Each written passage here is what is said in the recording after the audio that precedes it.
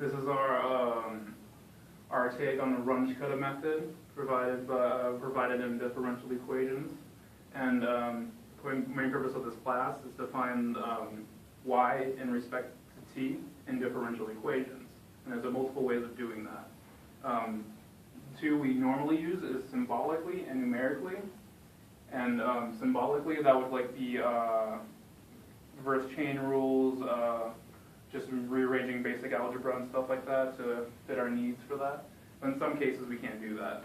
So numerically, other methods we learned is Euler's method, and Runge-Kutta plays off for Euler's method. Euler's method basically takes the derivative times the step size plus the initial one.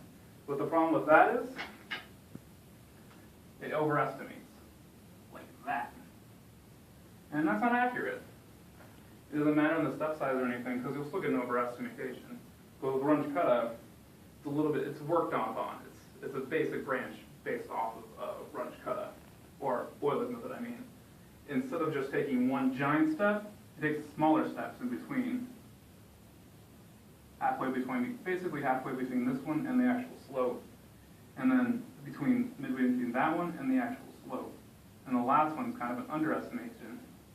And the nice thing about that is it's an average of that.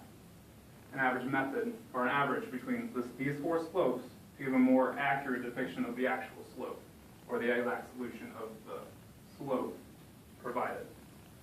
And that's what Runge-Kutta does figuratively, but also does it mathematically, and Paul will show you that. All right, so the mathematical approach is, you can see by this formula, you're probably wondering what it exactly means. This is kind of similar to the Euler's method, y sub n, based on where you start from y, obviously. You can usually start from y sub 0, so you can, and you're usually given initial values mostly. So if we're given an initial value, we can use the Runge-Kutta method. And we take an average of, you're probably wondering why it's 6, even though there's 4 variables here, but these two are weighted because, as noted on this graph, these two are in between, and they're going to mostly influence what the actual solution is. So you would have to take it 2 times. It can kind of be similar as weighting grades, like quizzes are mostly not weighted as much as tests. So you could times your test by 2, basically, to get a better weighted average, because the tests are going to weigh more. So these two are going to weigh more, so they're going to influence the slope more. That's why they're times 2. And then for k sub 1, or k1, it's basically the first Euler. It's basically Euler's method. So you take, you do the dy, you do the function that you're given, the dy dt, and plug in t and y, and you get a value, and that will be k1. And then what you do, since you're taking half the step size, you're basically halving the step size for this one. So you want to take half of the step size, obviously, and you just t, and you want to do what your y variable is, because you're doing y as a function of t. So you're solving for y. So you do y sub 0 or y sub n, whatever y value you're starting with, plus the step size times your value that you got for k1 divided by 2, because your step size is, or it could be h divided by 2 times k1 if you want to see it better. And then you basically do it for k sub 3 as well. You just plug in k sub 2. It's almost the same thing, because those two are the weighted ones. And then k sub 4 is the non-weighted one. It's the one that underestimates. So you don't want to have a half value in there to not, so it is an underestimate. And then you just plug in your value for k sub 3, and Miguel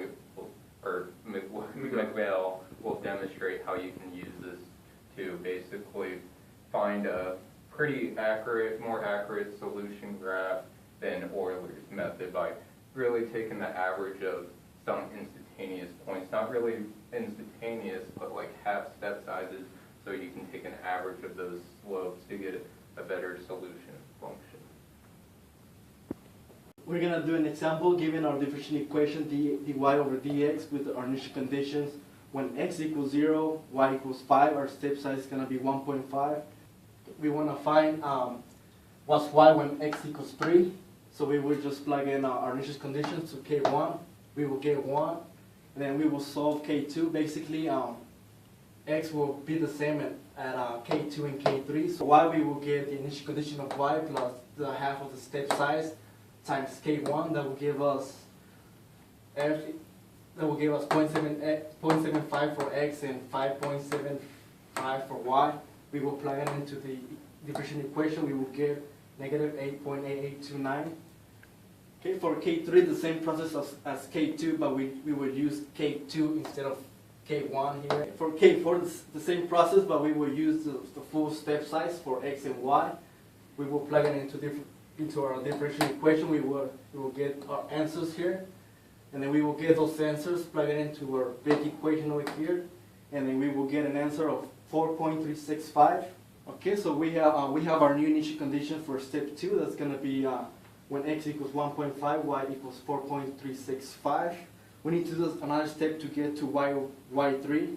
It's the same process, so at the end we will get 2.759. Our exact solution is 2.763. We will plug in our exact solution and our approximation solution into the percent error formula, and that will give us 0.145%.